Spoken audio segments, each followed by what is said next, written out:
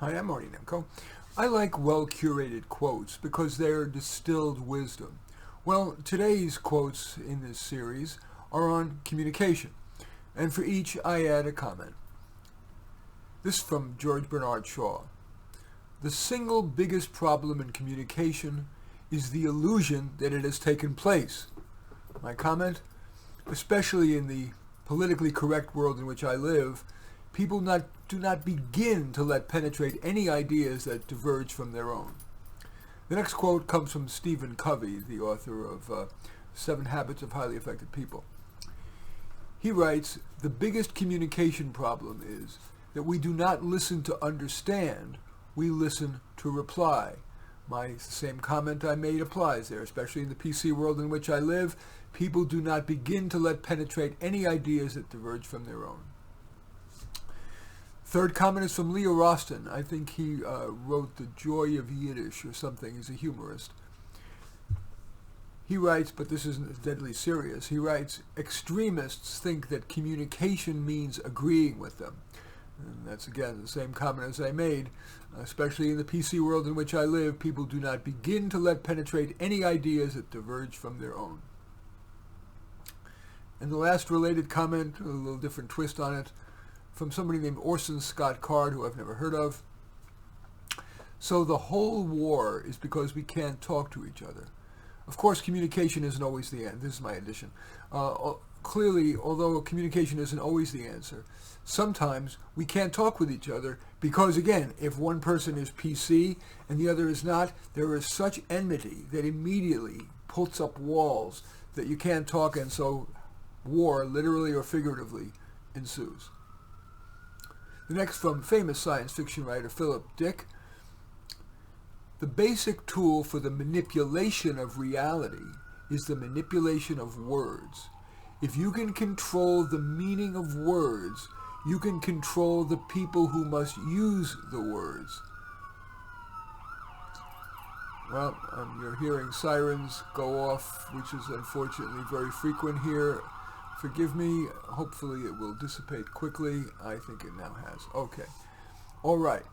That is the first of a number of these quotes that I'm going to give that are really about the unfortunate manipulative use of words. We all manipulate, but it can be to nefarious ends, which brings me to my next quote. This from President Harry Truman. "If you can't convince them, confuse them." Politicians. This from Oliver Sacks, a medical writer, I believe, but also a commentator and observer of all kinds of interesting things, written a number of books. His quote is, "We speak not only to tell other people what we think, but to tell ourselves what we think. Speech is a part of thought." Yes, whenever we're making a point that is not crystalline, I make a point of trying to say it aloud, whether someone's around or not. And even if I am clear, for example, a story I know I want to tell, verbalizing it to someone iterates it, usually for the better. I'll end up deleting what's unimportant and add something that I feel would be important, or add something. The next quote comes from Hermann Hesse, the author of the famous Siddhartha. He wrote, "Everything becomes a little different as soon as it's spoken out loud." That's the same point. It keeps iterating. The more you talk about it, the more it evolves.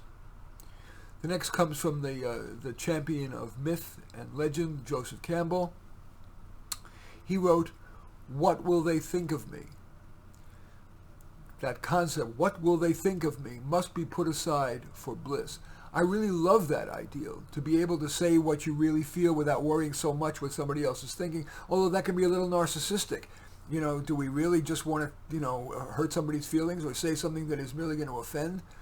But certainly, as I mentioned earlier, alas, today, if you say or write something that doesn't conform to today's orthodoxy, you risk what I call the big C's: censure, censor, or cancel.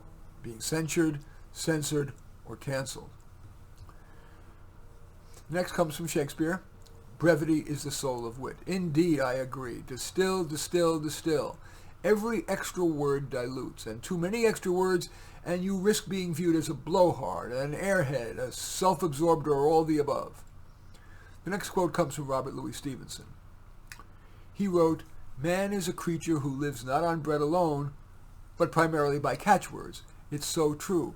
We remember more like bumper sticker rhetoric like do random acts of kindness or just don't do drugs or whatever than with long fat tomes.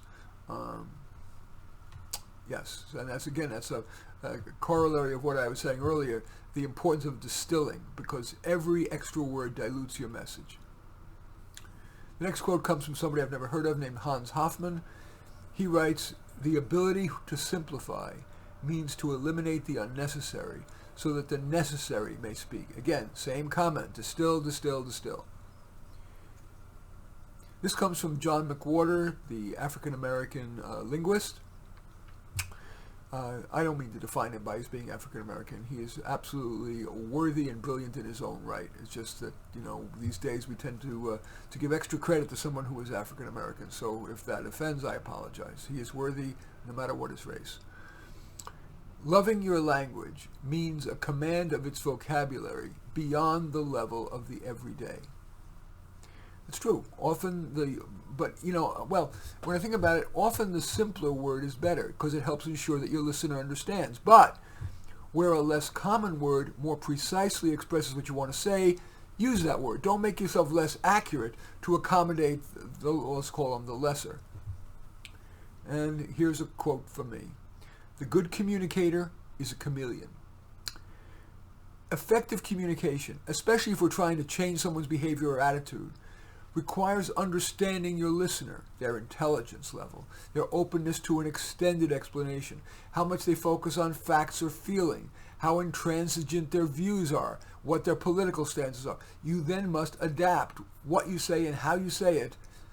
In other words, you have to be a chameleon. And finally, self-help guru Tony Robbins, writes, or he says, I don't remember which it is, it just came from a book of quotes, "The way we communicate with others and with ourselves ultimately determines the quality of our lives." And there I have nothing to add. I simply agree. In any event, I do thank you for watching. I'm Marty Nemko. I welcome your thumbs up and accept your thumbs down. I always look forward to your comments and especially like it if you hit the share button below. Share on your social media so that my efforts can have broader impact. And I am flattered if you choose to subscribe to my channel. In any event, I do thank you for watching. I am Marty Nemko.